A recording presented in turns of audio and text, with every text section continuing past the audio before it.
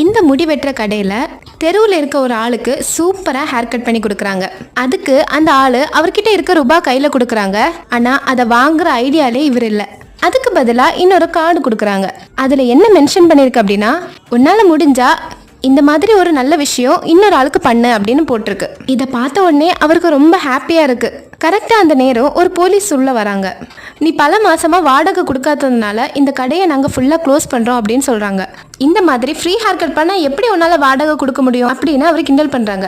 ஆனால் அதை எல்லாமே அவர் பெருசாக எடுத்துக்கவே இல்லை.